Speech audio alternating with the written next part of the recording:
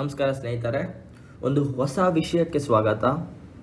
So ಈ particular ಸೀರೀಸಲ್ಲಿ ನಾವು ಜಿಯೋಗ್ರಫಿನ cover ಮಾಡ್ತಾ ಇದ್ವಿ. ಭೂಗೋಳಶಾಸ್ತ್ರ UPSC KPSC ಪರ್ಸ್ಪೆಕ್ಟಿವಲ್ಲಿ ಕಂಪ್ಲೀಟ್ ಸ್ಟಾರ್ಟಿಂಗಿಂದ ಹಿಡಿದು ಎಂಡಿಂಗ್ವರೆಗೂ ಎಲ್ಲ ಮಾಡಿಕೊಡ್ತಾನೆ.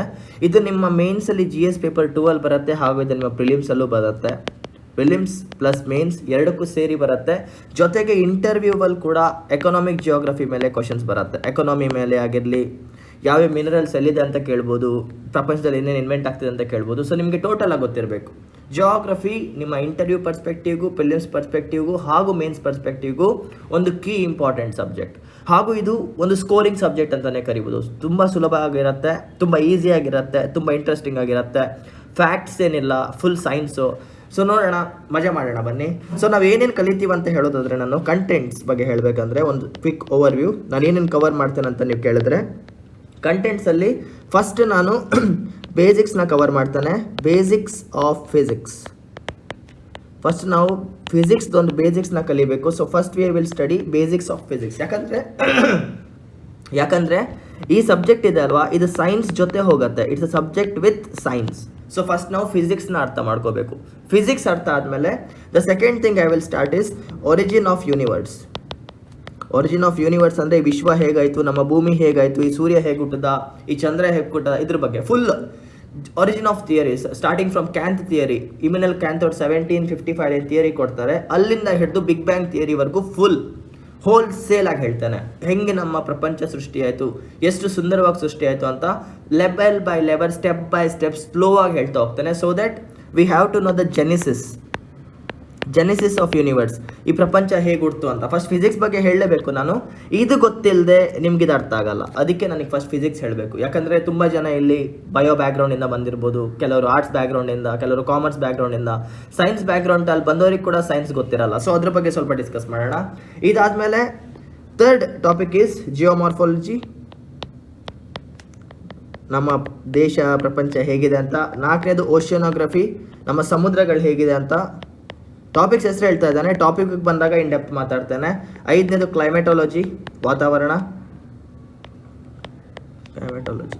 ಸೊ ಇಷ್ಟು ಕಂಪ್ಲೀಟ್ ಮಾಡಿಕೊಂಡ್ರೆ, ಜಿಯೋಮಾರ್ಫಾಲಜಿ, ಓಷಿಯೋನೋಗ್ರಫಿ, ಕ್ಲೈಮೆಟಾಲಜಿ ಕಂಪ್ಲೀಟ್ ಮಾಡಿಕೊಂಡ್ರೆ, ಪ್ಲಸ್ ಒರಿಜಿನ್ ಜೊತೆ ಮಾಡಿಕೊಂಡ್ರೆ ಫಿಸಿಕಲ್ ಜಿಯೋಗ್ರಫಿ ಕಂಪ್ಲೀಟ್ ಆಗುತ್ತೆ. ಫಿಸಿಕಲ್ ಜಿಯೋಗ್ರಫಿ ಇಲ್ಲಿಗೆ ಮುಗಿಯುತ್ತೆ. This will complete the physical geography. ಪ್ರಪಂಚನ ನೋಡೋ ವಿಧ ಹೇಗಿದೆ ಅದ್ರ ಪ್ರಕಾರ, ನೀವು ನೋಡೋ ವಿಧದಲ್ಲಿ, ನೀವು ಮುಟ್ಟೋ ವಿಧದಲ್ಲಿ ಹೇಗೆ ನಿಮ್ಗೆ ಅನ್ಸುತ್ತಲ್ಲ, ಇದೆಲ್ಲ ಫಿಸಿಕಲ್ ಅಂದರೆ ಸಮಥಿಂಗ್ ದಟ್ ಎಕ್ಸಿಸ್ಟ್. ಈಗ ನಿಮ್ಮ ಸುತ್ತಮುತ್ತ ನೋಡಿ, ಗುಡ್ಡ ಇರ್ಬೋದು, ಬೆಟ್ಟ ಇರ್ಬೋದು, ನದಿ ಇರ್ಬೋದು, ಸಮುದ್ರ ಇರ್ಬೋದು.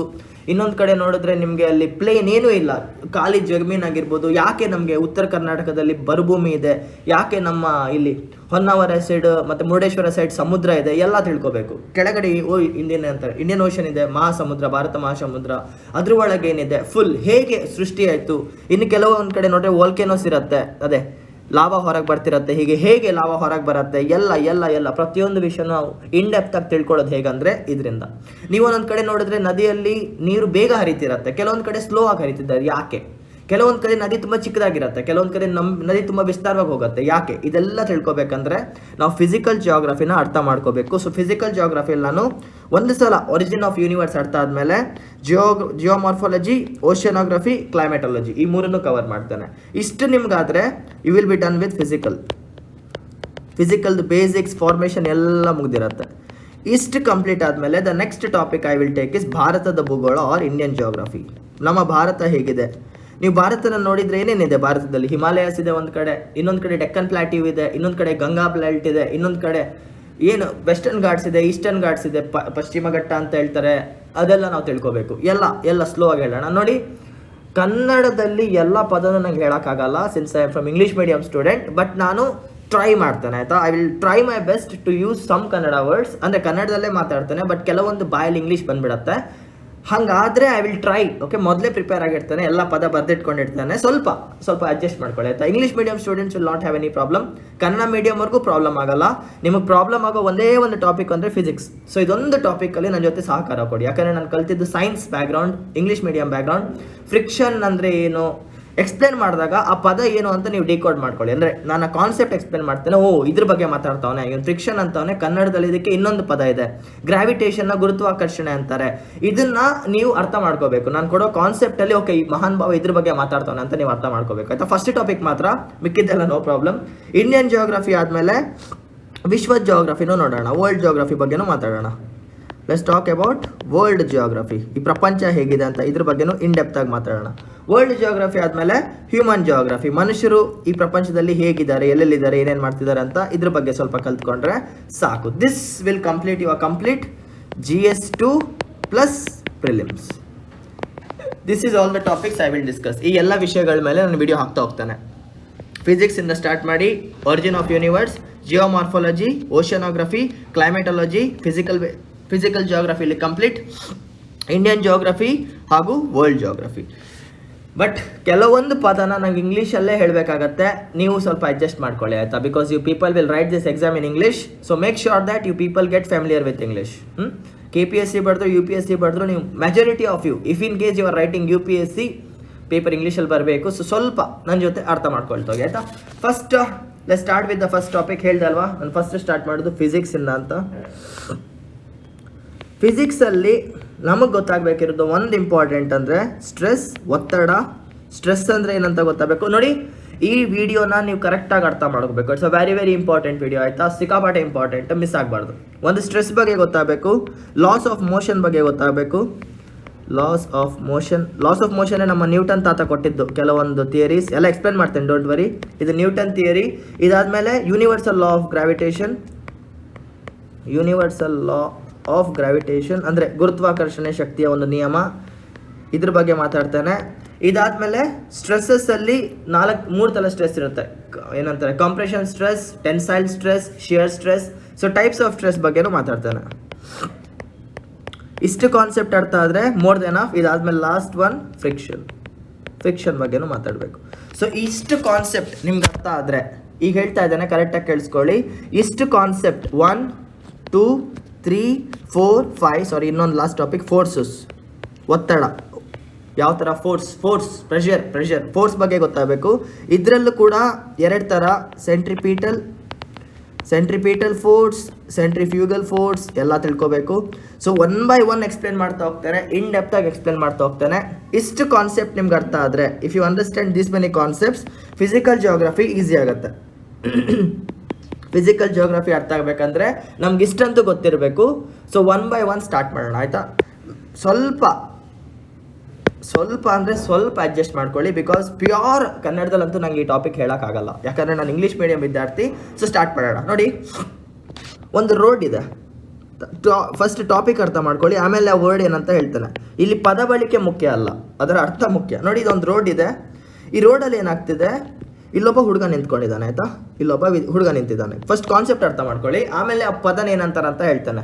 ನಿಮ್ಮ ಕಾನ್ಸೆಪ್ಟ್ ಅರ್ಥ ಆದರೆ ಆಮೇಲೆ ಆ ಪದಕ್ಕೆ ಕನ್ನಡದಲ್ಲಿ ಏನಂತಾರೆ ಅಂತ ನೀವೇ ಅರ್ಥ ಮಾಡ್ಕೋಬೋದು ಆಯಿತಾ. ಈ ರಸ್ತೆ ಮೇಲೆ ಒಬ್ಬ ಹುಡುಗ ನಿಂತಿದ್ದಾನೆ ಇಲ್ಲ ಆಯಿತಾ, ಒಂದು ಹುಡುಗ ನಿಂತಿದ್ದಾನೆ.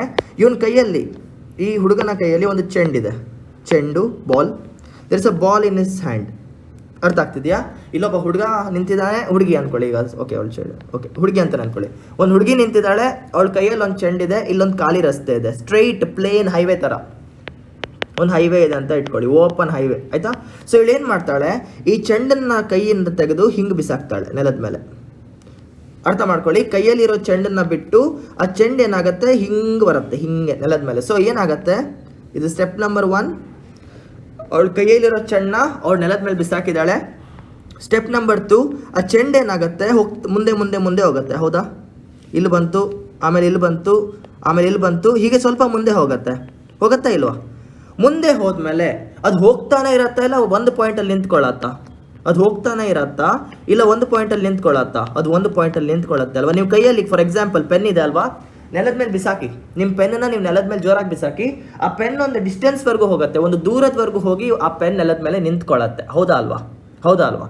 ಇದು ಯಾಕಾಗತ್ತೆ ಅಂತ ಅರ್ಥ ಮಾಡ್ಕೊಳ್ಳಿ. This is caused due to friction. ಇದನ್ನು ಫ್ರಿಕ್ಷನ್ ಅಂತ ಕರೀತಾರೆ. ಫ್ರಿಕ್ಷನ್ ಅಂದರೆ ಏನು, ಒಂದು ದೇಹ ಮೂಮೆಂಟಲ್ಲಿ ಇದ್ದರೆ, ಒಂದು ದೇಹ ಮೋಷನಲ್ಲಿ ಇದ್ದರೆ, ಮೂಮೆಂಟ್, ಒಂದು ದೇಹ ಮುಂದೆ ಹೋಗ್ತಾ ಇದ್ದರೆ, there is an opposite force, ಅದಕ್ಕೆ ವಿರುದ್ಧವಾಗಿ ಇನ್ನೊಂದು ಫೋರ್ಸ್ ಬರುತ್ತೆ ಟು ಸ್ಟಾಪ್ ಇಟ್ಸ್ ಮೋಷನ್. ಇದು ಈ ಫೋರ್ಸ್ ಏನು ಮಾಡ್ತಿದೆ, ಇದು ಬಾಲ್ನ ಮುಂದೆ ಹೋಗಕ್ಕೆ ಕೊಡ್ತಿದೆ. ಒಂದು ಫೋರ್ಸ್ ಅಂದರೆ ಏನಂತ ಹೇಳ್ತೇನೆ, ಡೋಂಟ್ ವರಿ. ಒಂದು ಕಡೆಯಿಂದ ಏನೋ ಒಂದು ಶಕ್ತಿ ಅಂತ ಅನ್ಕೊಳ್ಳಿ, ಏನೋ ಒಂದು ಶಕ್ತಿ ನಿಮ್ಮ ಬಾಲ್ನ ಮುಂದೆ ಹೋಗಕ್ಕೆ ಬಿಡ್ತಾ ಇದ್ರೆ ಇನ್ನೊಂದು ಶಕ್ತಿ ಆ ಬಾಲ್ನ ತಡೆಯಕ್ಕೆ ಟ್ರೈ ಮಾಡುತ್ತೆ. The opposite force towards the motion. ಒಂದು ನಿಮಿಷ ನೋಡಿ, ನಾನು ಸೈನ್ಸ್ ಟೀಚರ್ ಥರ ಎಕ್ಸ್ಪ್ಲೇನ್ ಮಾಡಲ್ಲ, ಫುಲ್ ಡೆಫಿನೇಷನ್ಸ್ ಕೊಟ್ಟು ಲಾಜಿಕಲ್ ಆಗಿ ಎಕ್ಸ್ಪ್ಲೇನ್ ಮಾಡ್ತಾನೆ, ಎಲ್ಲರಿಗೂ ಅರ್ಥ ಆಗಬೇಕು. ಅಪೋಸಿಟ್ ಫೋರ್ಸ್, ವಿರುದ್ಧವಾದ ಶಕ್ತಿ. Opposite force towards moving body. An opposite force towards moving body is called as friction. Friction ಅಂದ್ರೆ ಏನು, ಯಾವುದಾದ್ರೂ ಒಂದು ದೇಹ ಮೂಮೆಂಟ್ ಅಲ್ಲಿ ಇದ್ರೆ, ಹೋಗ್ತಾ ಇದ್ರೆ ಅದಕ್ಕೆ ನಿಲ್ಲೋಕ್ಕೆ ಯಾವುದೋ ಒಂದು ದೇಹ ತಡೆಯುತ್ತೆ, ಇನ್ನೊಂದು ದೇಹ ತಡೆಯುತ್ತೆ ನಿಲ್ಬೇಕು ಅಂತ, ಅದನ್ನ ಫ್ರಿಕ್ಷನ್ ಅಂತ ಕರೀತಾರೆ. ಈಗ ನಾವು ನೆಲದ ಮೇಲೆ ನಿಂತ್ಕೊಂಡಿದ್ದೀವಲ್ಲ, ಫ್ರಿಕ್ಷನ್ ಇಂದಾನೆ ನಿಂತ್ಕೊಂಡಿದ್ದೇವೆ. ಫ್ರಿಕ್ಷನ್ ಇಲ್ಲ ಅಂದ್ರೆ ಜಾರ್ ಬೀಳ್ತಿದ್ವಿ. ಸಿನ್ಸ್ ದ ಮದರ್ ಅರ್ತ್, ಈ ಭೂತಾಯಿ ಏನಿದ್ದಾಳೆ ನಿಮ್ಮನ್ನ ಫ್ರಿಕ್ಷನ್, ನಿಮ್ಗೆ ಅರ್ಥ ಆಗ್ತಿದೆಯೋ ಇಲ್ಲೋ ಗೊತ್ತಿಲ್ಲ ನೋಡಿ, ಸ್ವಲ್ಪ ಸೈನ್ಸು ಅರ್ಥ ಮಾಡ್ಕೊಳ್ಳಿ. ಇದನ್ನೆಲ್ಲ ಆಯ್ತಾ, ಇದನ್ನೆಲ್ಲ ಇಲ್ಲಿ ಫ್ರಿಕ್ಷನ್ ಇದೆ ಆಯ್ತಾ, ಇಲ್ಲಿ ನೀವಿದ್ದೀರಾ, ಯು ಮೀ, ನಾವಿಬ್ರಿದ್ದೇವೆ. ನಾವಿಬ್ರು ಏನು ಮಾಡ್ತಾ ಇದ್ದೇವೆ, ಈ ನೆಲದ ಮೇಲೆ ನಿಂತ್ಕೊಂಡಿದ್ದೇವೆ. That's because of friction. Friction is some force, it's some force which is stopping the motion of the body ಅಷ್ಟೇ. Friction is some force which is stopping the motion of the body. For example, ರೋಡಲ್ಲಿ ಒಂದು bus ಹೋಗ್ತಿರತ್ತೆ, ನಿಮ್ಗೆ ಗೊತ್ತಿರತ್ತೆ. ನಿಮ್ಗೆ ಗೊತ್ತಿರತ್ತೆ, driver ಅನ್ನ accelerator ಹೊಡೆದ್ರೆ ಬಸ್ ಮುಂದೆ ಹೋಗುತ್ತೆ, ಬಿಟ್ಟಾಗ ನಿಂತ್ಕೊಳ್ಳುತ್ತೆ. ಯಾಕೆ ನಿಂತ್ಕೊಳ್ಳುತ್ತೆ? ಫ್ರಿಕ್ಷನ್ ಇಂದ. ಈ ನೆಲ ಹಾಕ್ತಿರುವಂಥ ಅಪೋಸಿಟ್ ಫೋರ್ಸ್ ಇಂದಾನೆ ಅದು ನಿಂತ್ಕೊಳ್ಳುತ್ತೆ. ಇದು ನಿಮ್ಗೆ ಅರ್ಥ ಆಗಿದ್ರೆ ಸಾಕು, ಜಾಸ್ತಿ ಹೇಳಲ್ಲ. ಜಸ್ಟ್ ಅಂಡರ್ಸ್ಟ್ಯಾಂಡ್ ಒನ್ ಥಿಂಗ್, ನಾನು ಫ್ರಿಕ್ಷನ್ ಅಂದ್ರೆ ಯಾವುದೋ ಒಂದು ದೇಹ ಮುಂದೆ ಹೋಗ್ತಿತ್ತು, ಆ ದೇಹನ ತಡೆಯಕ್ಕೆ ಅಪೋಸಿಟ್ ಆಗಿ ಇನ್ನೊಂದು ಫೋರ್ಸ್ ಬರ್ತಿದೆ ಅಂತ. That's it. ಫ್ರಿಕ್ಷನ್ ಅರ್ಥ ಆಯ್ತಾ? ಜಾಸ್ತಿ ಏನಿಲ್ಲ.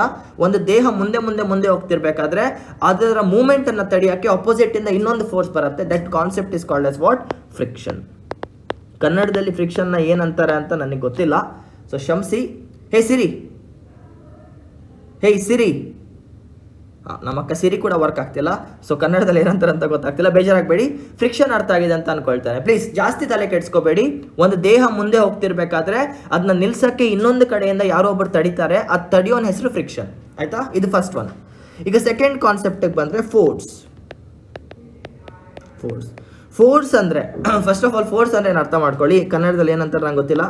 ಇಲ್ಲಿ ನೀವು ನಿಂತ್ಕೊಂಡಿದ್ದೀರಾ, ಇಲ್ಲಿ ನೀವು ಆರಾಮಾಗಿ ನಿಂತ್ಕೊಂಡಿದ್ದೀರಾ, ನಿಮ್ಮೊಬ್ಬ ಸ್ನೇಹಿತ ಬರ್ತಾನೆ. ಈ ಮಹಾನ್ ಭಾವ ಓಡ್ ಬಂದು ಏನು ಮಾಡ್ತಾನೆ, ನಿಮ್ಮನ್ನು ಪುಷ್ ಮಾಡ್ತಾನೆ. ಪುಷ್ ಅಂದರೆ ನಿಮಗೆ ಒಂದು ಕೈಯಿಂದ ತಳ್ಳುವುದು, ಪುಷ್ ಮಾಡ್ತಾನೆ. ಅವಾಗ ಏನಾಗುತ್ತೆ, ನೀವು ನಿಂತ್ಕೊಂಡಿರೋ ಜಾಗದಿಂದ ಸ್ವಲ್ಪ ಹಿಂದೆ ಸರಿತೀರಾ, ಹೌದಲ್ವಾ? ಒಬ್ಬ ಮಹಾನ್ ಭಾವ ಜೋರಾಗಿ ಓಡ್ ಬಂದು ನಿಮ್ಮನ್ನ ತಳ್ಳಿದ್ರೆ ನೀವು ನಿಮ್ಮ ಜಾಗದಿಂದ ಮೂವ್ ಆಗಿ ಇಲ್ಲಿಗೆ ಬಂದು ನಿಂತ್ಕೊಳ್ತೀರಾ ಅಲ್ವಾ? That act is called as force. First ಅರ್ಥ ಮಾಡ್ಕೊಳ್ಳಿ. ಅವನು ಏನು ಮಾಡ್ದ ಅಲ್ವಾ, ಏನು ನಿಮಗೆ ಫೀಲ್ ಆಯ್ತಲ್ವ, ಒಬ್ಬ ಬಂದು ನನ್ನ ತಳ್ಳಿದ ಅಂತ, ಆ ತಳ್ಳೋದ್ರಿಂದ ನೀವು ಹಿಂದೆ ಹೋದ್ರಿ ಅಲ್ವಾ, ನೀವು ಹಿಂದೆ ಹೋಗಿದ್ದಕ್ಕೆ ಕಾರಣ ಫೋರ್ಸ್. ಇದು ಒಂದು ಕಡೆ. ಇನ್ನೊಂದು ಕಡೆ ಪುಷ್. ಇಲ್ಲಿ ನೀವು ನಿಂತ್ಕೊಂಡಿದ್ದೀರಾ, ಅರ್ಥ ಮಾಡ್ಕೊಳ್ಳಿ. ನಿಮ್ಮ ಫ್ರೆಂಡ್ ನಿಮ್ಮ ಜೊತೆ ಹೊರಗೆ ಹೋಗ್ತಿಲ್ಲ, ಇಲ್ಲಿ ನಿಮ್ಮ ಸ್ನೇಹಿತ ನಿಂತ್ಕೊಂಡಿದ್ದಾನೆ, ಇವನ್ನ ನೀವು ಹೊರಗೆ ಕರ್ಕೊಂಡು ಹೋಗ್ಬೇಕು ಆಡಕ್ಕೆ, ಈ ಮಹಾನ್ ಭಾವ ಬರ್ತಿಲ್ಲ. ಅವಾಗ ನೀವೇನು ಮಾಡ್ತೀರಾ, ಇವನ್ ಕೈನ ಹಿಡ್ಕೊಂಡು ಎಳಿತೀರಾ ಅಲ್ವಾ, ಇವನ್ ಕೈನ ಹಿಡ್ಕೊಂಡು ಬಾರೋ ಹೋಗೋಣ ಅಂತ.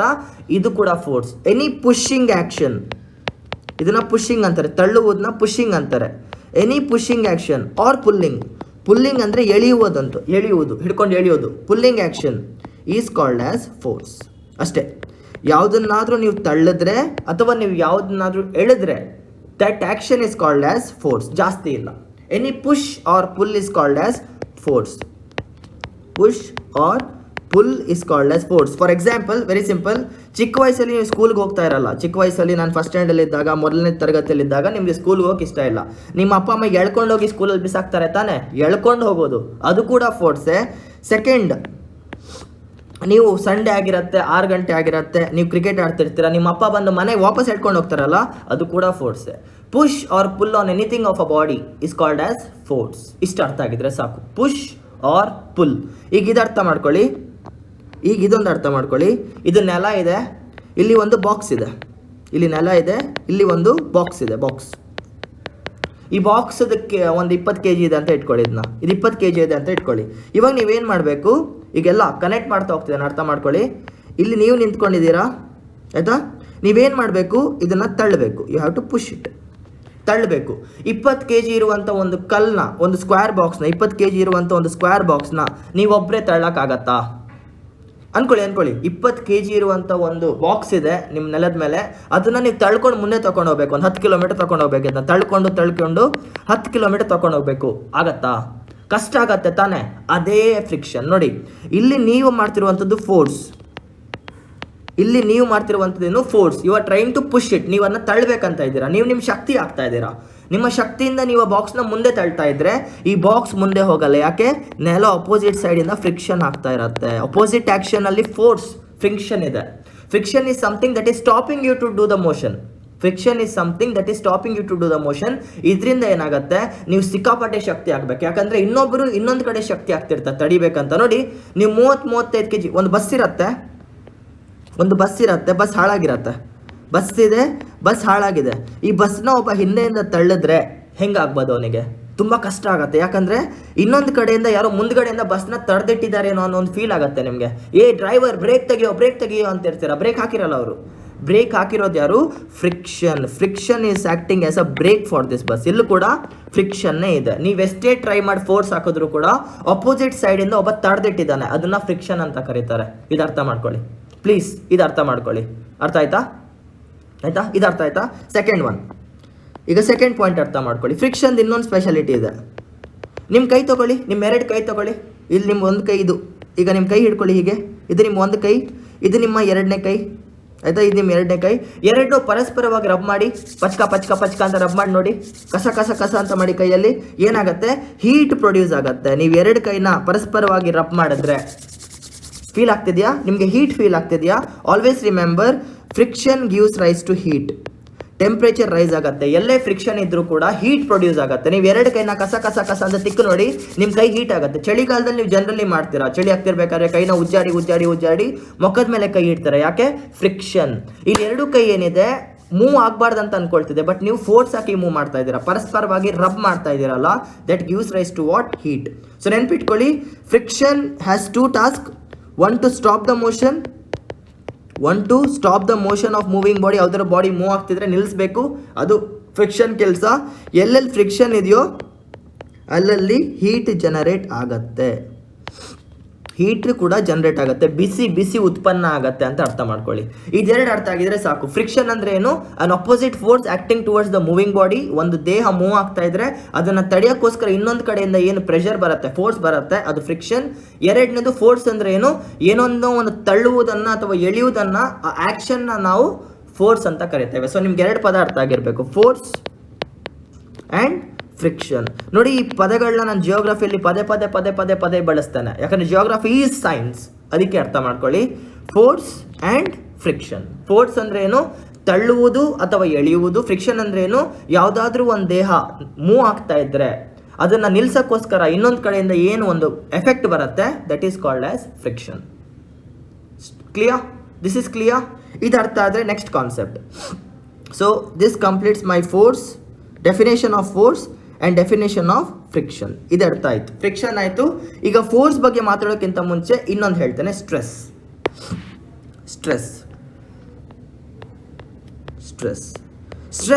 ಈ ಪದನ ಕೇಳಿದ್ದೀರಾ ಲೈಫಲ್ಲಿ? ನಂಗೆ ಸಿಕ್ಕಾಪಟ್ಟೆ ಸ್ಟ್ರೆಸ್ ಇದೆ ಅಂತ. ಯಾಕಂದರೆ ನೀವು 21 ವರ್ಷದ ಹುಡುಗಿ ಆಗಿರ್ತಾರೆ ಅನ್ಕೊಳ್ಳಿ.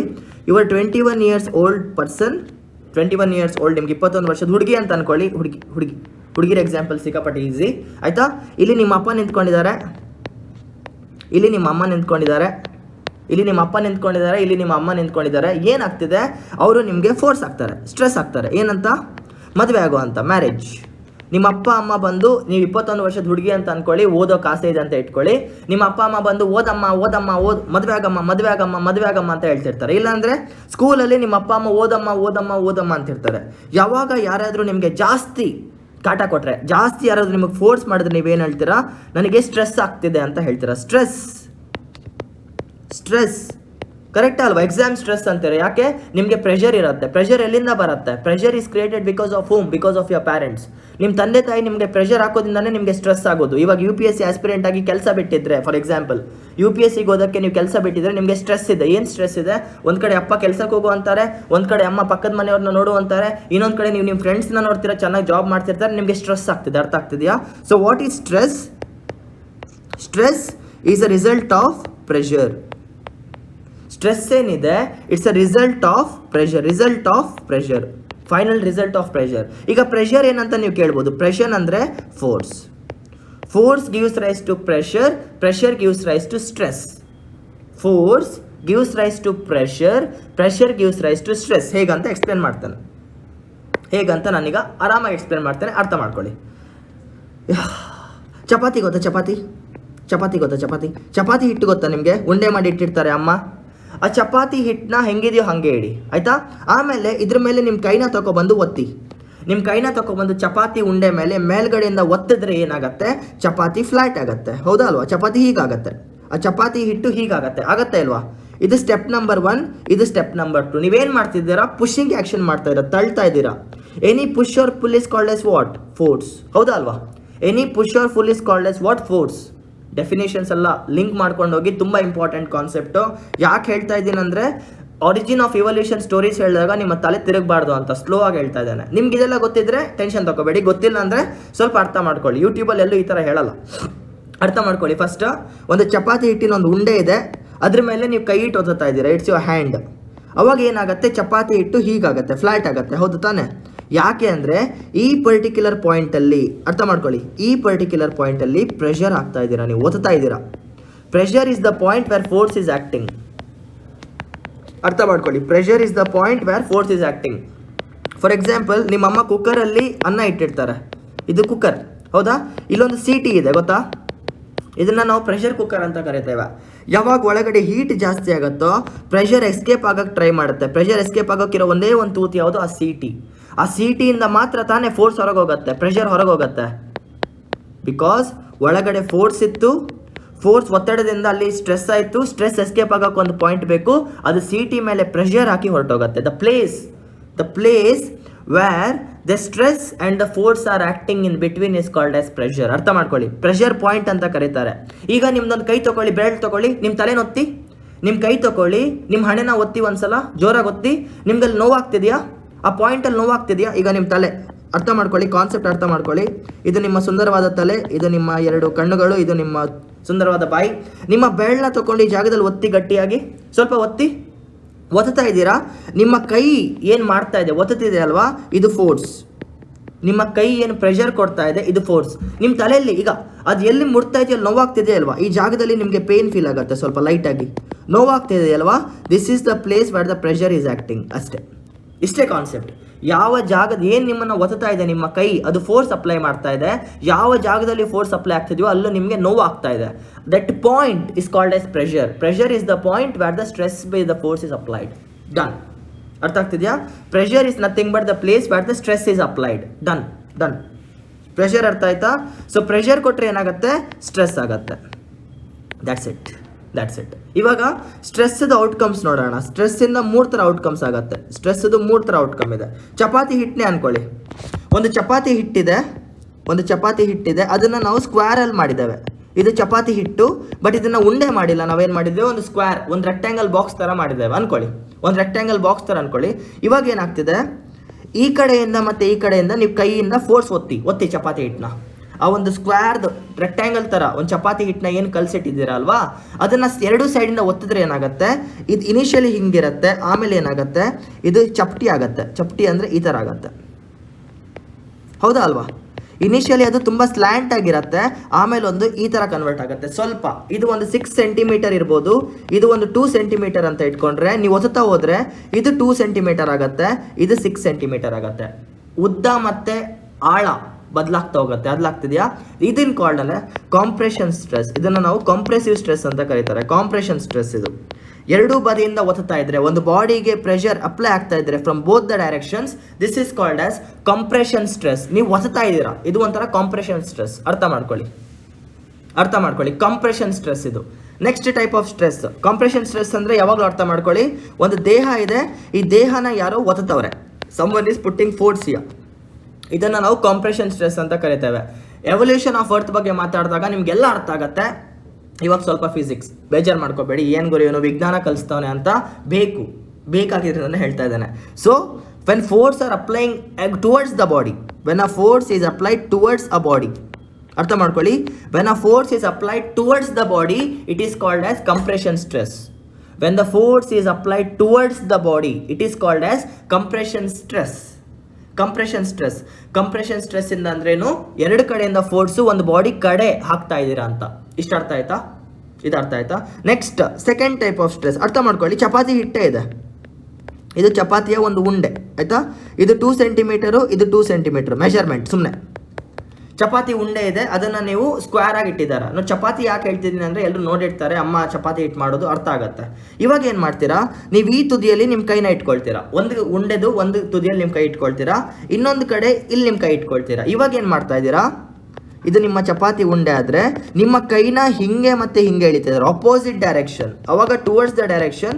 ಇವಾಗ ಅಪೋಸಿಟ್ ಎಳಿರಿ ಚಪಾತಿ ಹಿಟ್ಟನ್ನ, ಏನಾಗುತ್ತೆ, ಚಪಾತಿ ಹಿಟ್ಟದ ಒಂದು ತುದಿ ಇನ್ನೊಂದು ತುದಿ ಇಟ್ಕೊಂಡು ದೂರ ಎಳಿದ್ರೆ ಏನಾಗುತ್ತೆ, ಈ ಒಂದು ಚಪಾತಿ ಹುಟ್ಟು ಎಕ್ಸ್ಪಾಂಡ್ ಆಗತ್ತೆ ಇಲ್ವಾ? ಸ್ಲಿಮ್ ಆಗುತ್ತೆ ಬಟ್ ಎಕ್ಸ್ಪಾಂಡ್ ಆಗುತ್ತೆ.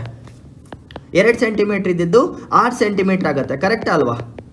ಚಿವಿಂಗಮ್ನ ಎಳ್ದಂಗೆ ಇದು, ಅರ್ಥ ಆಗ್ತಿದೆಯಾ? ಇದರಿಂದ ಏನಾಗ್ತಿದೆ, ನಿಮ್ಮ ಬಾಡಿ ಎಕ್ಸ್ಪಾಂಡ್ ಆಗ್ತಿದೆ, ಎಳಿತಾ ಇದೆಯಲ್ವಾ? ಇದನ್ನ ಟೆನ್ಸೈಲ್ ಸ್ಟ್ರೆಸ್ ಅಂತ ಕರೀತಾರೆ. This is called as tensile stress. ಇದು ಕಂಪ್ರೆಷನ್ ಸ್ಟ್ರೆಸ್. ಒಂದು ಬಾಡಿ ಕಡೆ ಪ್ರೆಷರ್ ಬೀಳ್ತಾ ಇದ್ರೆ ಕಂಪ್ರೆಷನ್ ಸ್ಟ್ರೆಸ್. ಒಂದು ಬಾಡಿ ಕಡೆಯಿಂದ ಯಾರಾದ್ರೂ ದೂರ ಎಳಿತಾ ಇದ್ರೆ ಪ್ರೆಷರ್ನ, ಒಂದು ಬಾಡಿನ ಎಳಿತಾ ಇದ್ರೆ ಎಕ್ಸ್ಪಾಂಡ್ ಮಾಡಿದ್ರೆ ಇಟ್ಸ್ ಎ ಟೆನ್ಸೈಲ್ ಸ್ಟ್ರೆಸ್. ಇದು ಯಾವಾಗ ಆಗುತ್ತೆ ಗೊತ್ತಾ? ಇದು ಯಾವಾಗ ಆಗುತ್ತೆ ಅಂದರೆ ಜನರಲಿ ನೀವು ಇಲ್ಲಿ ನಿಂತ್ಕೊಂಡಿದ್ದೀರಾ ಆಯ್ತಾ, ಇಲ್ಲೊಬ್ಬ ನಿಮ್ಮ ಫ್ರೆಂಡ್ ಇದ್ದಾನೆ, ಇವನಿಗೆ ಕ್ರಿಕೆಟ್ ಆಡಬೇಕು, ಒಬ್ಬ ನಿನ್ನ ಕೈ ಹಿಡ್ಕೊಂಡಿದ್ದಾನೆ ಕ್ರಿಕೆಟ್ ಆಡೋಣ ಅಂತ. ಇನ್ನೊಬ್ಬ ಫ್ರೆಂಡ್ ಇದ್ದಾನೆ, ಇವನಿಗೆ ಮೂವಿಗೆ ಹೋಗ್ಬೇಕು, ಅವನು ಹೇಳ್ತಾನೆ ನನ್ನ ಹತ್ರ 2 ಟಿಕೆಟ್ ಇದೆ ಮೂವಿದು ಬಾ ಅಂತ. ಇಬ್ರು ಸೇರಿ ಎಳ್ದಾಗ, ಇಬ್ರು ನಿಮ್ಮನ್ನು ಹಿಡ್ಕೊಂಡು ಎಳಿತಾರಲ್ವಾ, ಅವಾಗ ನಿಮ್ಮ ಕೈ ಏನಾಗುತ್ತೆ, ಹಿಂಗಾಗತ್ತೆ. ನಿಮ್ಮ ಕೈ ಹಿಂಗಾಗತ್ತೆ. ಒಬ್ಬ ಮಹಾನ್ ಭಾವ ಈ ಕಡೆಯಿಂದ ಎಳಿತವನೆ ಹಿಂಗೆ ಕೈ ಇಟ್ಕೊಂಡು ಬಾರೋ ಮಚ್ಚ ಅಂತ, ಇನ್ನೊಬ್ಬ ಈಚೆ ಹಿಡ್ಕೊಂಡು ಎಳಿತವನೆ ಬಾರೋ ಮಚ್ಚ ಅಂತ. ಅರ್ಥ ಆಗ್ತಿದೆಯಾ? ಈ ಜಾಗದಲ್ಲಿ ಏನು ನಿಮಗೆ ಪ್ರೆಷರ್ ಫೀಲ್ ಆಗ್ತಿದೆ ಅಲ್ವಾ, ದಿಸ್ ಇಸ್ ಟೆನ್ಸೈಲ್ ಸ್ಟ್ರೆಸ್. ಇಬ್ರು ನಿಮ್ಮನ್ನ ದೂರ ಎಳಿತಿದ್ದಾರೆ, ಅವ್ರು ಜಾಸ್ತಿ ಹೇಳಿದ್ರೆ ನಿಮ್ಮ ಕೈ ಮುರಿದೋಗುತ್ತೆ. That pressure is called as tensile stress. ಇಂಗ್ಲೀಷಲ್ಲಿ ಹೇಳ್ತಾ ಇದ್ದಾನೆ ಪದ ಟೆನ್ಸೈಲ್. ಟೆನ್ಸೈಲ್ ಅಂದರೆ ಒಂದು ದೇಹದ ಮೇಲೆ ಪ್ರೆಷರ್ನ ಎಳಿತವ್ರೆ, ಟೆನ್ಸೈಲ್ ಸ್ಟ್ರೆಸ್. ಕಂಪ್ರೆಷನ್ ಸ್ಟ್ರೆಸ್ ಅಂದರೆ ಬೆಸ್ಟ್ ಎಕ್ಸಾಂಪಲ್, ಇಲ್ಲೊಬ್ಬ ಮನುಷ್ಯ ನಿಂತ್ಕೊಂಡಿದ್ದಾನೆ ಆಯ್ತಾ, ರೋಡ್ ಮಧ್ಯದಲ್ಲಿ ಮಹಾನ್ ಭಾವ ಕುಡ್ಕೊಂಡು ನಿಂತಿದ್ದ. ಈ ಕಡೆಯಿಂದ ಒಂದು ಬಸ್ ಬಂತು, ಫಾಸ್ಟಾಗಿ ಬಂತು ಬಸ್, ಈ ಕಡೆಯಿಂದ ಇನ್ನೊಂದು ಬಸ್ ಬಂತು. ಈ 2 ಬಸ್ ಫೋರ್ಸಿಂದ ಈ ಮಧ್ಯದಲ್ಲಿ ಚಟ್ನಿ ಏನಾಗೋಗ್ತಾನೆ, that is compression stress. Compression ಸ್ಟ್ರೆಸ್ಸಲ್ಲಿ ಬಾಡಿ ಸ್ಟ್ರಿಂಕ್ ಆಗುತ್ತೆ, ಚಟ್ನಿ ಆಗುತ್ತೆ, ಇದರಲ್ಲಿ ಬಾಡಿ ಎಕ್ಸ್ಪಾಂಡ್ ಆಗುತ್ತೆ. ಇಷ್ಟ ಅರ್ಥ ಆದರೆ ಸಾಕು ನಿಮಗೆ. Expands in the diameter, strings in the diameter. ಅರ್ಥ ಆಯ್ತಾ? ಇದನ್ನ ಇಲ್ಲೇನಾಗ್ತಿದೆ, ಇದು ಕಂಪ್ರೆಷನ್ ಸ್ಟ್ರೆಸ್ಸು, ಇದು ಟೆನ್ಸೈಲ್ ಸ್ಟ್ರೆಸ್. ಹೆಸರು ಇಂಗ್ಲೀಷಲ್ಲಿ ಈ ಪದಗಳನ್ನ ನೆನ್ಪಿಟ್ಕೊಳ್ಳಿ. UPSCಯಲ್ಲಿ ಕೂಡ ಅವ್ರು ಇಂಗ್ಲೀಷಲ್ಲೇ ಕೊಡ್ತಾರೆ, ನೀವು ಯಾರು ಕನ್ನಡದಲ್ಲಿ ಬರೆಯಲ್ಲ ಅಂತ ನಂಗೆ ಗೊತ್ತು GS2ನ. ಸೊ ಇಂಗ್ಲೀಷಲ್ಲಿ ಸ್ವಲ್ಪ ಫ್ಯಾಮಿಲಿಯರ್ ಆಗೋಣ ಇಬ್ರು. ಓಕೆ, ಕಂಪ್ರೆಷನ್ ಸ್ಟ್ರೆಸ್ ಆಯಿತು, ಟೆನ್ಸೈಲ್ ಸ್ಟ್ರೆಸ್ ಆಯಿತು. 3ನೇ ಥರ ಸ್ಟ್ರೆಸ್ ಇದೆ, ಶಿಯರ್ ಸ್ಟ್ರೆಸ್ ಅಂತ ಕರೀತಾರೆ. ಶಿಯರ್, ಇದನ್ನ ಇವರು ಶಿಯರ್ ಸ್ಟ್ರೆಸ್ ಅಂತ ಕರೀತಾರೆ. ಶಿಯರ್ ಸ್ಟ್ರೆಸ್ ಅಂದ್ರೆ ಏನು, ಒಂದು ನಿಮಿಷ ಇದನ್ನ ನೋಡೋಣ. ಶಿಯರ್ ಸ್ಟ್ರೆಸ್ ಬಗ್ಗೆ ಮಾತಾಡ್ತಿದ್ದೆ ನೋಡಿ. ಶಿಯರ್ ಸ್ಟ್ರೆಸ್ ಅಂದ್ರೆ ಏನು ಅರ್ಥ ಮಾಡ್ಕೊಳ್ಳಿ. ಇಲ್ಲಿ ಒಂದು ವಸ್ತು ಇದೆ, ಇಲ್ಲಿ ಒಂದು ವಸ್ತು ಇದೆ ಆಯ್ತಾ, ಅದ್ರ ಮೇಲೆ ಇನ್ನೊಂದು ವಸ್ತು ಇದೆ, 2 ವಸ್ತು ಇದೆ. ಒಂದು ವಸ್ತು ಇಲ್ಲಿದೆ, ಇನ್ನೊಂದು ವಸ್ತು ಅದ್ರ ಮೇಲಿದೆ ಆಯ್ತಾ, ಇನ್ನೊಂದು ವಸ್ತು ಅದ್ರ ಮೇಲಿದೆ. ಏನಾಗತ್ತೆ, ಅರ್ಧ ಒಂದೇ ವಸ್ತು ಇದು ಒಂದು ಟೋಟಲ್ ವಸ್ತು. ಒಂದು ಕಡೆ ಫೋರ್ಸ್ ಈ ಕಡೆ ಅಪ್ಲೈ ಆಗ್ತಿದೆ, ಇದ್ರ ಫೋರ್ಸ್ ಈ ಕಡೆ ಅಪ್ಲೈ ಆಗ್ತಿದೆ, ಹಾಗೂ ಇದರ ಫೋರ್ಸ್ ಈ ಕಡೆ ಅಪ್ಲೈ ಆಗ್ತಿದೆ. ಒಂದೇ ದೇಹ ಇದು. It's initially one body, it's initially one full body. ಏನಾಗ್ತಿದೆ, ಅರ್ಧ ಲೆಫ್ಟಿಗೆ ಸ್ಟ್ರೆಸ್ ಆಕ್ಟ್ ಆಗ್ತಿದೆ, ಅರ್ಧ ರೈಟಿಗೆ ಸ್ಟ್ರೆಸ್ ಆಗ್ತಿದೆ. ಏನಾಗುತ್ತೆ, ಸ್ಲೈಡ್ ಆಗುತ್ತೆ ಅಲ್ವಾ. ಇದು ನಿಮ್ಮ ಕೆಂಪು ಕಲರ್ದ ಬಾಕ್ಸ್ ಹಿಂಗೆ ಇರುತ್ತೆ, ಹಾಗೂ ಹಳದಿ ಕಲರ್ ಬಾಕ್ಸ್ ಏನಾಗುತ್ತೆ ಇವಾಗ ಇಲ್ಲಿಗೆ ಬರುತ್ತೆ ನೋಡಿ, ಹೌದಾ ಅಲ್ವಾ? ಸ್ಲೈಡ್ ಆಗ್ತಿದ್ಯಾ, ಲ್ಯಾಂಡ್ ಸ್ಲೈಡ್ ಆಗ್ತಿದ್ಯಾ. ಲ್ಯಾಂಡ್ ಸ್ಲೈಡ್ ಯಾವಾಗ ಆಗುತ್ತೆ, that is because of shear stress. ಅರ್ಧ ಬಾಡಿ ಫೋರ್ಸ್ ಈ ಕಡೆ ಇರುತ್ತೆ, ಅರ್ಧ ಬಾಡಿ ಫೋರ್ಸ್ ಈ ಕಡೆ ಇರುತ್ತೆ. ಸ್ಲೈಡ್ ಏನಾಗುತ್ತೆ, ಸ್ಲೈಡಿಂಗ್ ಆಕ್ಷನ್ ಯಾವಾಗ ಇರುತ್ತೆ ಅಲ್ವಾ, ದಟ್ ಈಸ್ ಶಿಯರ್ ಸ್ಟ್ರೆಸ್. ಇಲ್ಲಿ ಒಂದೇ ಬಾಡಿ 2 ಪೀಸ್ ಆಗಿ ಸ್ಪ್ಲಿಟ್ ಆಗುತ್ತೆ. One body into 2 parts. One will go towards the left, one will go towards the right. Such kind of pressure is called as shear pressure. ನೀವು 2 ಕೈನ ಇಟ್ಕೊಂಡು slide ಮಾಡ್ತಿರಲ್ಲ, ಒಂದು ಕೆಲಸ ಮಾಡಿ, 2 ಕೈನ ಜೋಡಿಸಿ ನಮಸ್ತೆ ಫಾರ್ಮಲ್ಲಿ, ಒಂದು ಕೈನ ಮೇಲೆ ತೊಗೊಂಡೋಗಿ ಒಂದು ಕೈನ ಕೆಳಗೆ ತೊಗೊಬನ್ನಿ. ಕಾಣ್ತಿದೆ ಅಲ್ವಾ, ಒಂದು ಲೆಫ್ಟ್ಗೆ ಹೋಯ್ತು, ಒಂದು ರೈಟ್ಗೆ ಹೋಯ್ತು. ಇದನ್ನ ಶಿಯರ್ ಸ್ಟ್ರೆಸ್ ಅಂತಾರೆ. ಸೊ 3 ಥರದ ಸ್ಟ್ರೆಸ್ ನಿಮ್ಗೆ ಗೊತ್ತಿರಬೇಕು: compression stress or compressive stress, tensile stress ಮೂರನೇದು ಶಿಯರ್ ಸ್ಟ್ರೆಸ್. ಈ ಮೂರು ಪದ ಗೊತ್ತಿದ್ರೆ stress clear. Stress is a result of force, ಅರ್ಥ ಮಾಡ್ಕೊಳ್ಳಿ. Stress is a result of force. Pressure ಇದ್ರೆ ಸ್ಟ್ರೆಸ್ ಬೀಳತ್ತೆ ಅಷ್ಟೇ. ಇದು ಅರ್ಥ ಆಯ್ತಾ? ಸೊ ಫೋರ್ಸ್ ಅಂದರೆ ಏನಂತ ಅರ್ಥ ಆಯಿತು ನಿಮಗೆ? ಅರ್ಥ ಆಗಿದೆ ಅಂತ ಅನ್ಕೊಳ್ತಾನೆ. ಪ್ಲೀಸ್ ಅರ್ಥ ಮಾಡ್ಕೊಳ್ಳಿ. ಸ್ವಲ್ಪ ಕಷ್ಟ ಆದರೂ ಪರವಾಗಿಲ್ಲ, ಒಂದಿನ. ಸೊ ಏನಾಯಿತು? ಸ್ಟ್ರೆಸ್ ಆಯಿತು, 3 ಟೈಪ್ಸ್ ಆಫ್ ಸ್ಟ್ರೆಸ್ ಕೂಡ ಆಯಿತು. ಫ್ರಿಕ್ಷನ್ ಆಯಿತು, the opposite force towards the motion ಆಯಿತು. ಫೋರ್ಸ್ ಆಯಿತು, any push or pull is called force. Centrifugal force ಬಗ್ಗೆ ಹೇಳ್ತಾನೆ. ಟೈಪ್ಸ್ ಆಫ್ ಸ್ಟ್ರೆಸ್ ಕೂಡ ಆಯಿತು. ಇವಾಗ ಸೆಂಟ್ರಿಪಿಟಲ್ ಆ್ಯಂಡ್ ಸೆಂಟ್ರಿಫ್ಯೂಗಲ್ ಫೋರ್ಸ್ ಬಗ್ಗೆ ಮಾತಾಡೋಕ್ಕಿಂತ ಮುಂಚೆ ಗ್ರಾವಿಟೇಷನ್ ಬಗ್ಗೆ ಮಾತಾಡೋಣ. ಗುರುತ್ವಾಕರ್ಷಣೆ. ಬನ್ನಿ ಸ್ವಲ್ಪ ನ್ಯೂಟನ್ ಮಾಮನ ಮೀಟ್ ಮಾಡ್ಕೊಂಡು ಬರೋಣ. ಇಲ್ಲಪ್ಪ, ಅದು ಇಲ್ಲಿ ಇಲ್ಲ, ಇದು ಕಾಣಲ್ಲ. ಒಂದು ನಿಮಿಷ. ಇದು ಕಾಣುತ್ತೆ. ಗ್ರಾವಿಟೇಷನ್ ಅಂದರೆ ಗುರುತ್ವಾಕರ್ಷಣೆ. ಇದ್ರ ಬಗ್ಗೆ ಸ್ವಲ್ಪ ಅರ್ಥ ಮಾಡ್ಕೊಳ್ಳೋಣ. ನೋಡಿ, ನ್ಯೂಟನ್ ಅವರು ಒಂದು ಡೈಲಾಗ್ ಹೇಳೋರೆ. ಅದೇನಂದರೆ, ನ್ಯೂಟನ್ಸ್ ಲಾ ಆಫ್ ಗ್ರಾವಿಟೇಷನ್ನ ತುಂಬ ಸಿಂಪಲ್ ಆಗಿ ಎಕ್ಸ್ಪ್ಲೇನ್ ಮಾಡ್ತಾನೆ. ಇಲ್ಲೊಂದು ಬಾಡಿ ಇದೆ, ಇಲ್ಲೊಂದು ದೇಹ ಇದೆ. ಇದನ್ನು ಬಾಡಿ B1 ಅಂತ ಅಂದ್ಕೊಳ್ಳಿ. ಇದು ದೇಹ ನಂಬರ್ 1 B1. ಇಲ್ಲಿ ಇನ್ನೊಂದು ಬಾಡಿ ಇದೆ, ಇದು B2. ಸೊ ನ್ಯೂಟನ್ ತಾತ ಏನು ಹೇಳ್ತಾರೆ ಅಂದರೆ, every body in the universe, ಪ್ರಪಂಚದಲ್ಲಿರುವಂಥ ಯಾವುದೇ ಒಂದು ದೇಹ ಆಗಿರಲಿ, ಇದು ಒಂದು ದೇಹ, ಇದು ಒಂದು ದೇಹ. Every body in the universe, ಈ ಪ್ರಪಂಚದಲ್ಲಿರುವಂಥ 2 ದೇಹಗಳು. Every body in the universe. ಇಲ್ಲಿ ಎಷ್ಟು ದೇಹ ಇದೆ? ಇದು ನಮ್ಮ ದೇಹ ನಂಬರ್ 1, ಇದು ದೇಹ ನಂಬರ್ 2. ಅಟ್ರಾಕ್ಟ್ಸ್, ಆಕರ್ಷಿಸುತ್ತೆ. Attracts other body. Don't worry, ಇಂಗ್ಲೀಷಲ್ಲಿ ಬರೀತಿರ್ಬೋದು, ಕನ್ನಡದಲ್ಲಿ ಎಕ್ಸ್ಪ್ಲೇನ್ ಮಾಡ್ತಾನೆ. ಎವ್ರಿ ಬಾಡಿ, ಇದು ದೇಹ ನಂಬರ್ 1 ಆಯಿತಾ, ಇದು ದೇಹ ನಂಬರ್ 2. ಅಟ್ರಾಕ್ಟ್ಸ್, ಆಕರ್ಷಿಸುತ್ತೆ ಇನ್ನೊಂದು ಬಾಡಿನ. ಅಂದರೆ ಒಂದು ಹುಡುಗಿನ ನೋಡಿದಾಗ ಏನೊಂದು ಆಕರ್ಷಣೆ ಕ್ರಿಯೇಟ್ ಆಗುತ್ತೆ. ಅದೇ ಥರ ದೊಡ್ಡ ಲೆವೆಲಲ್ಲಿ ಇಮ್ಯಾಜಿನ್ ಮಾಡ್ಕೊಳ್ಳಿ. ಸೂರ್ಯ ಮತ್ತು ನಮ್ಮ ಭೂಮಿ, ಆ ಲೆವೆಲಲ್ಲಿ ಅರ್ಥ ಮಾಡ್ಕೊಳ್ಳಿ. ಇದು ಸೂರ್ಯ ಅಂದ್ಕೊಳ್ಳಿ, ಸನ್. ಇದು ನಮ್ಮ ಭೂಮಿ, ಅರ್ತ್. ಆ ಲೆವೆಲ್ಗೆ ಆಯಿತಾ. ಹುಡುಗಿ ಎಲ್ಲ ದೊಡ್ಡ ಬಾಡಿ ಇದು. Every body in the universe attracts other body. ಅಂದರೆ ಈಗ ಸೂರ್ಯ ನಮ್ಮ ಭೂಮಿನ ಆಕರ್ಷಿಸ್ತಿದೆ, ಹಂಗೆ ನಮ್ಮ ಭೂಮಿ ಸೂರ್ಯನೂ ಆಕರ್ಷಿಸ್ತಾ ಇದೆ ಅಷ್ಟೇ. Every body in the universe attracts other body with a force. ಇಲ್ಲಿ ಫೋರ್ಸ್ ಬರ್ತದೆ. ಈಗ ಅರ್ಥ ಮಾಡ್ಕೊಳ್ಳಿ, ಫೋರ್ಸ್ ವಿಷಯಕ್ಕೆ ಬಂದಾಗ ಅಟ್ರಾಕ್ಷನ್, ಒಂದನ್ನ ಇನ್ನೊಂದು ಕಡೆ ಸೆಳೆತ, ಇಂಥ ಫೋರ್ಸ್. ಓಕೆ, ಅಂದರೆ ಇವನು B2ನ ಸೆಳಿತವನೆ, B2 ಇದನ್ನ ಸೆಳಿತಿದೆ. Attraction with force. Any push or pull is called force. ಇದು ಪುಷಿಂಗ್ ಫೋರ್ಸಾ, ಪುಲ್ಲಿಂಗ್ ಫೋರ್ಸಾ? ಇಲ್ಲಿ ಎಳೆತನ ತಳ್ಳುವುದಾ? ಸೆಳೆತ. It is pulling force. ಅರ್ಥ ಮಾಡ್ಕೊಳ್ಳಿ, ಎಳಿತಿದೆ ಇಲ್ಲಿ, ಇಟ್ ಈಸ್ ಪುಲ್ಲಿಂಗ್. ಪುಷಿಂಗ್ ಅಲ್ಲ, ದೂರ ತಳ್ತಾ ಇಲ್ಲ, ಹತ್ರ ಎಳಿತಿದೆ, ಸೆಳಿತಾ ಇದೆ, ಪುಲ್ ಆಗ್ತಿದೆ ಆಯ್ತಾ. Every body in the universe attracts other body with a force which is equal to or proportional to, proportion ಅಂದರೆ ಯಾವ್ದು, ಎಷ್ಟು ಸಮ ಅಂತ ಆಯ್ತಾ. Proportional to product of the masses ಅಂತ ಹೇಳ್ತಾರೆ. Product of masses. Don't worry, ಏನಂತ ಹೇಳ್ತಾನೆ. ಪ್ರೊಡಕ್ಟ್ ಆಫ್ ಮಾಸಸ್ ಅಂದ್ರೆ ಏನು ನೋಡಿ. ಈ B1 ಇದೆ ಅಲ್ಲ, ಇದ್ರ ಬೆಲೆ, ಇದ್ರ ವೆಯ್ಟ್ 100 kg ಅಂತ ಇಟ್ಕೊಳ್ಳಿ. ಮಾಸ್ ಅಂದರೆ kg, ತೂಕ. ಇದ್ರದ್ದು 50 kg ಅಂತ ಇಟ್ಕೊಳ್ಳಿ. ಏನಾಗ್ತಿದೆ? ಪ್ರಾಡಕ್ಟ್ ಆಫ್ ದರ್ ಮಾಸ್ ಅಂದರೆ ಇದು M1, ಇದು M2. ಮಾಸ್ 1 ಅಂದರೆ ಬಾಡಿ 1 ತೂಕ ಎಷ್ಟು, M2 ಅಂದರೆ ಬಾಡಿ 2 ತೂಕ ಎಷ್ಟಂತು. ಪ್ರಾಡಕ್ಟ್ ಆಫ್ ದ ಮಾಸಸ್ ಅಂದರೆ ಮಲ್ಟಿಪ್ಲಿಕೇಶನ್. ಪ್ರಾಡಕ್ಟ್ ಅಂದರೆ ಮಲ್ಟಿಪ್ಲಿಕೇಶನ್, ಗುಣಿಸುವುದು, ಗುಣಿತ. ನಾನು ಕನ್ನಡ ನೋಡಿ ಎಷ್ಟು ಕೆಡ್ದಾಗಿದೆ, ಅದಕ್ಕೆ ನಾನು ಕನ್ನಡದಲ್ಲಿ ಬರೆಯಲ್ಲ. M1 ಇಂಟು M2 ಸ್ಟಾರ್ ಬೇಡಪ್ಪ, ಸೊ ಕೆಲವರು ಕನ್ಫ್ಯೂಸ್ ಆಗ್ಬೋದು. ಒಂದು ನಿಮಿಷ. ಗುಣಿತ. Every body in the universe attracts every other body with a force which is directly ಪ್ರೊಡಕ್ಟಲ್ to product of their masses. M1 into M2 formula ಗೊತ್ತಿಲ್ಲದಿದ್ರು ಪರವಾಗಿಲ್ಲ, ಕಾನ್ಸೆಪ್ಟ್ ಗೊತ್ತಿರಲಿ. M1 into M2 directly proportional to, ಅಂದರೆ ಇದು gravitation ಅಂತ ಕರೆಯೋಣ. ಇದು gravitation is directly proportional. ಇದನ್ನ ಪ್ರಪೋರ್ಷನಲ್ ಸಿಂಬಲ್ ಅಂತಾರೆ ಆಯ್ತಾ. ಜಸ್ಟ್ ಈಕ್ವಲ್ ಟು ಅಂತ ಅನ್ಕೊಳ್ಳಿ, ಅಪ್ರಾಕ್ಸಿಮೇಟ್ಲಿ ಟು ಈಕ್ವಲ್ಸ್ ಆಯ್ತಾ. Product of the masses and inversely proportional. Spelling ಸತ್ರೆ ಸಾಯಲಿ. To distance square between them. ಹೇಳ್ತಾನೆ ಫಸ್ಟ್ ಬರೆಯಾಕ್ಬಿಡಿ. ಓಕೆ, ಇಲ್ಲಿ ನೋಡಿ. Every body in the universe attracts every other body with a force. ಇವಾಗ ನಾವು ಏನು ಕ್ಯಾಲ್ಕುಲೇಟ್ ಮಾಡ್ತಾ ಇದ್ದೀವಿ?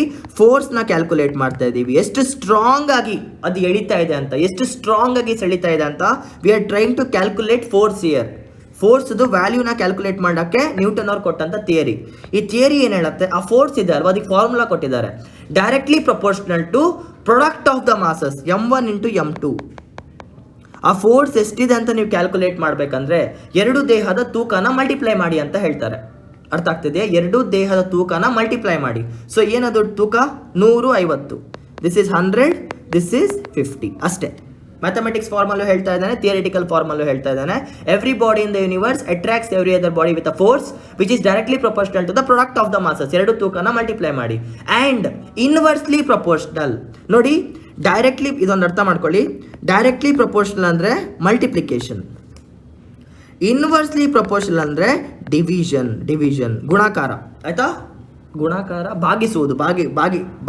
ಆಯ್ತಾ? Inversely proportional to the square of the distance ಅಂದರೆ ಎಷ್ಟು ದೂರದಲ್ಲಿ ಇದ್ದಾರೆ ಅಂತ. This is called as distance. ಇವನಿಗೆ ಮತ್ತು ಇವನಿಗೆ 10 ಕಿಲೋಮೀಟರ್ ಡಿಸ್ಟೆನ್ಸ್ ಇದೆ ಅಂತ ಇಟ್ಕೊಳ್ಳಿ.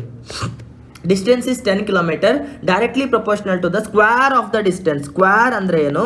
ಆ ಡಿಸ್ಟೆನ್ಸ್ನ ನೀವು 2 ಸಲ ಮಲ್ಟಿಪ್ಲೈ ಮಾಡಬೇಕು. D into D is called as distance. ಇದು ಡಿ ಇಂಟು ಡಿ. ಡಿ ಅಂದರೆ ಡಿಸ್ಟೆನ್ಸ್. ಸೊ ಏನಾಗ್ತಿದೆ ಅಲ್ಲಿ?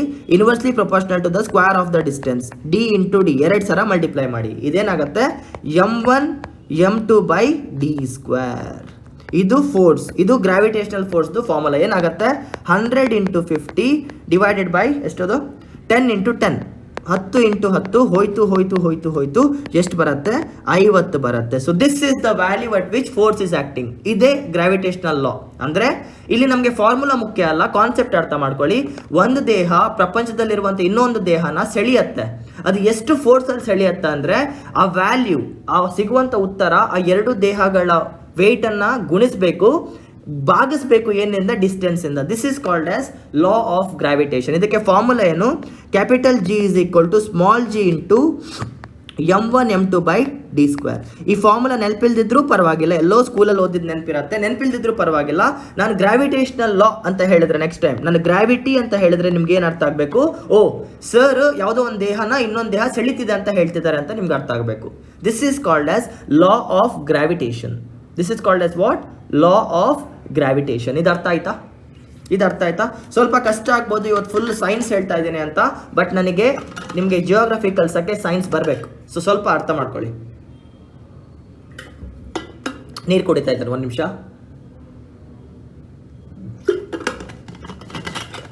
ಫೈನ್. ಇದು ಅರ್ಥ ಆಯ್ತಾ? ಯೂನಿವರ್ಸಲ್ ಲಾ ಆಫ್ ಗ್ರಾವಿಟೇಷನ್ ಕೊಟ್ಟಿದ್ಯಾರು? ನ್ಯೂಟನ್ ತಾತ. ಆಯ್ತಾ? ಸೊ 1 ನಿಮಿಷ ನೋಡ್ತಾ ಇದ್ದೇನೆ, ಎಲ್ಲ ಬರೆದಿಟ್ಕೊಂಡಿದ್ದೆ ಮರಿಬಾರ್ದು ಅಂತ. ಯೂನಿವರ್ಸಲ್ ಲಾ ಆಫ್ ಗ್ರಾವಿಟೇಷನ್ ಕೂಡ ಆಯಿತು. ಏನಿದ್ರ ಅರ್ಥ? ಒಂದು ದೇಹ ಪ್ರಪಂಚದ ಇನ್ನೊಂದು ದೇಹನ ಸೆಳೆಯುತ್ತೆ ಅಂತ ನೆನ್ಪಿಟ್ಕೊಳ್ಳಿ ಸಾಕು. ಯಾವ ಡಿಸ್ಟೆನ್ಸಲ್ಲಿ ಸೆಳೆಯುತ್ತೆ, ಎಷ್ಟು ತೂಕದಲ್ಲಿ ಸೆಳೆಯುತ್ತೆ ಬೇಡ, ಜಸ್ಟ್ ಗ್ರಾವಿಟೇಷನ್ ಅಂದರೆ ಸೆಳೆತ ಅಂತ ಅರ್ಥ ಮಾಡ್ಕೊಳ್ಳಿ. ಇದಾದಮೇಲೆ the next important topic is loss of motion. ಪ್ರಪಂಚದಲ್ಲಿ ಮೋಷನ್ನ ಲಾ of motion.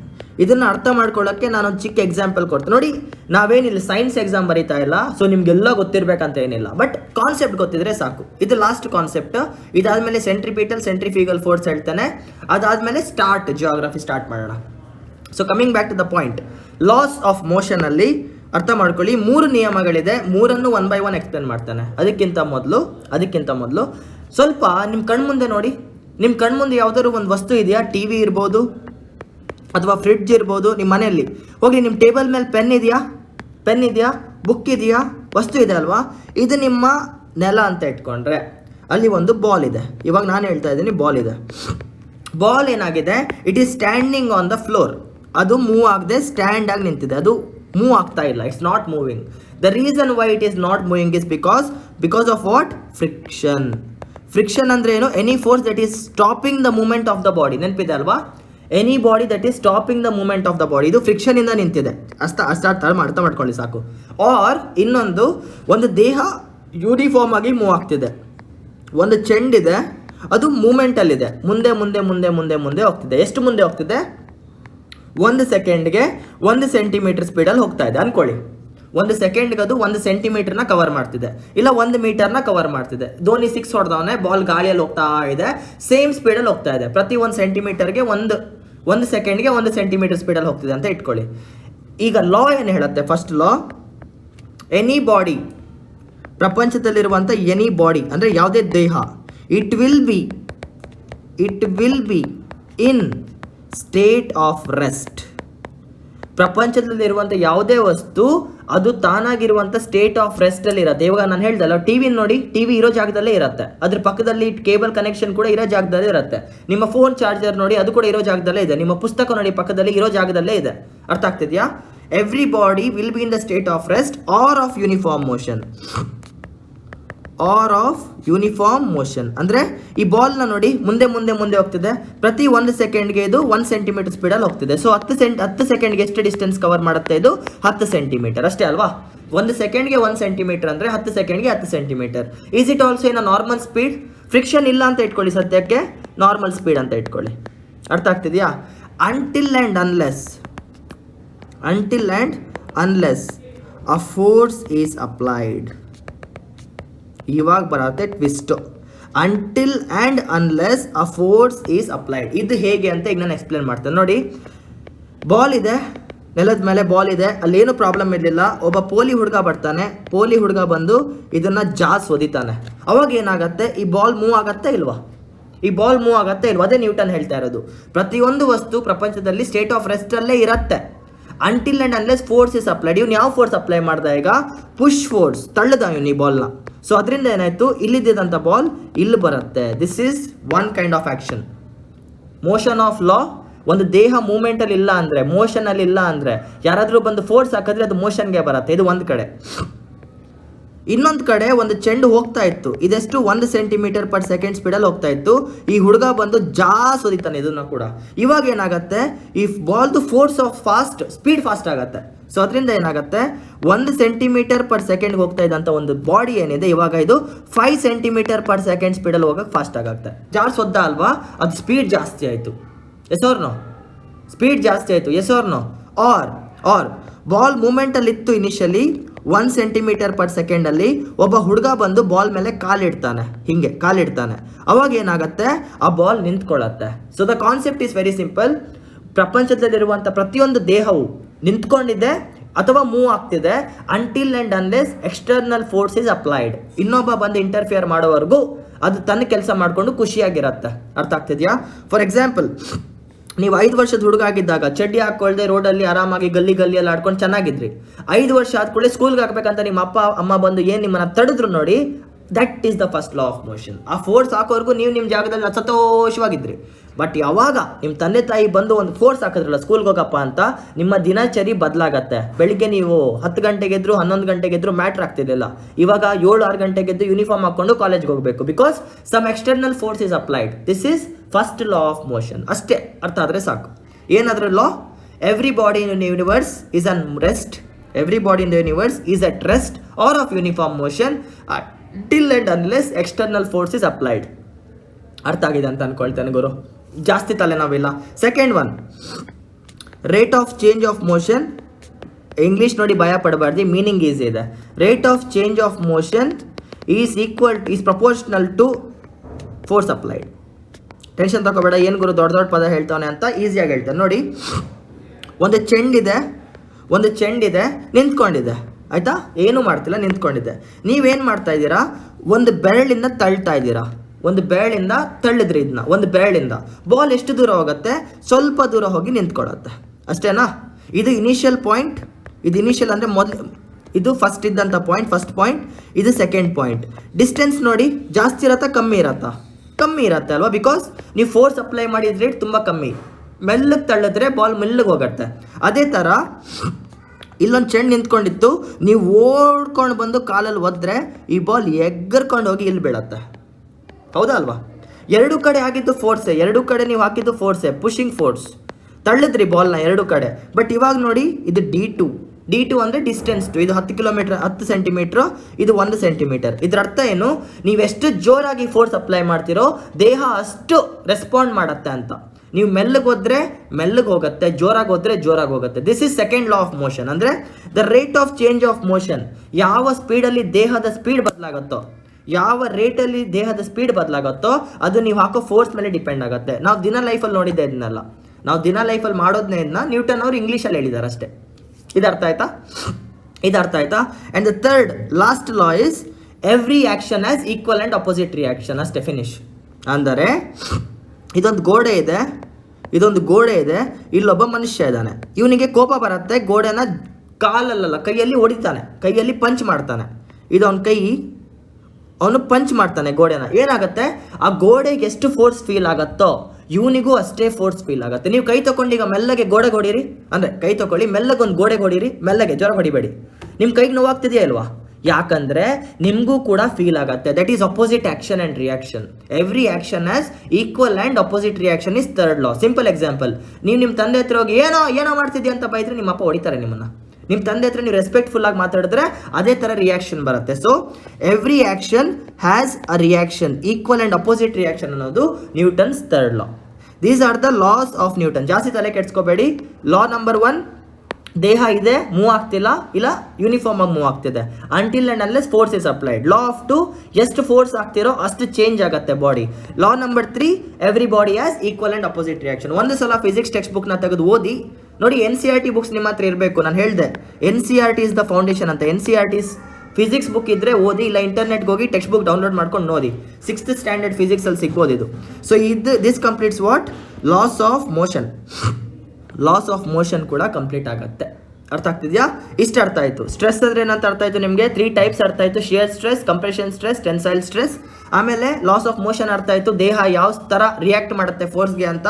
Third one universal law of gravitation ಅರ್ಥ ಆಯಿತು. ಟೈಪ್ಸ್ ಆಫ್ ಸ್ಟ್ರೆಸ್ ಅರ್ಥ ಆಯಿತು. ಫ್ರಿಕ್ಷನ್ ಅರ್ಥ ಆಯಿತು, the opposite force acting on the body. Forces ಅರ್ಥ ಆಯಿತು. ಇವಾಗ ಸೆಂಟ್ರಿಪೀಟಲ್ ಆ್ಯಂಡ್ ಸೆಂಟ್ರಿಫ್ಯೂಗಲ್ ಫೋರ್ಸ್ ಬಗ್ಗೆ ಮಾತಾಡೋಣ. Last topic. ಬೇಡ ಇವಾಗ ಹೇಳಿದ್ರೆ ನಿಮ್ಮ ಬುರ್ಡೆ ತಿರುಗ್ಬೋದು. ಫಸ್ಟ್ ಇಷ್ಟು ಅರ್ಥ ಮಾಡ್ಕೊಳ್ಳಿ. ನೆಕ್ಸ್ಟ್ ವಿಡಿಯೋದಲ್ಲಿ ಸೆಂಟ್ರಿಪೀಟಲ್ ಆ್ಯಂಡ್ ಸೆಂಟ್ರಿಫ್ಯೂಗಲ್ ಫೋರ್ಸ್ನ ಹೇಳಿ. I will start with the origin of universe. So first concept is done. The topic 1 is complete. Basics of physics ಇಲ್ಲಿಗೆ ಮುಗಿಯುತ್ತೆ. ನೋಡಿ, ಜಿಯೋಗ್ರಫಿನ ಬೇಗ ಕವರ್ ಮಾಡೋಣ. ಇದೇನು ಗಂಟೆ ತಗೊಳ್ಳುವಂಥ ಸಬ್ಜೆಕ್ಟ್ ಅಲ್ಲ. ಫಾಸ್ಟಾಗಿ ಹೋಗೋಣ, ಸಿಕ್ಕಾಪಟ್ಟೆ ಸಿಂಪಲ್ ಆಗೋಣ. ಒಂದು 10 ಕ್ಲಾಸಲ್ಲಿ ಮುಗಿಸ್ಕೊಡ್ತಾನೆ. 10 to 20 classes is maximum for geography. ನಾನು ಅದಕ್ಕಿಂತ ಜಾಸ್ತಿ ತಗೊಳ್ಳಲ್ಲ. ಇಲ್ಲಿ ಹೇಳುವಂಥದ್ದು ಏನೂ ಇಲ್ಲ. ಬಟ್ ನೋಡಿ, ನಿಮಗೆ ವಿಡಿಯೋ ಫಾಸ್ಟ್ ಅನಿಸಿದ್ರೆ ಸ್ವಲ್ಪ ಸ್ಲೋ ಮಾಡ್ಕೊಂಡು ನೋಡಿ. 0.75x ನೋಡಿ ಅಷ್ಟೇ. ಸ್ಪೀಡ್ ಸ್ಲೋ ಅನಿಸಿದ್ರೆ ಫಾಸ್ಟ್ ಮಾಡ್ಕೊಂಡು ನೋಡಿ. ಯಾಕಂದರೆ ನಾನು ಡೆಲಿವರಿ ಮಾಡೋ ಸ್ಪೀಡ್ ಇದು. ಯಾಕಂದರೆ ನನಗೂ ಕೂಡ ಓದಬೇಕು. ದಿನಕ್ಕೆ 3 ಗಂಟೆಗಿಂತ ಜಾಸ್ತಿ ನಾನು ವಿಡಿಯೋ ರೆಕಾರ್ಡ್ ಮಾಡೋಕ್ಕಾಗಲ್ಲ. ಅರ್ಥ ಆಗ್ತಿದೆಯಲ್ಲ? ಸೊ ನೆಕ್ಸ್ಟ್ ವಿಡಿಯೋ ಇವತ್ತೇ ಆಗ್ತಾ ಇದ್ದೀನಿ. The origin of universe. It will B uploaded in next 5 hours. Okay, Jai.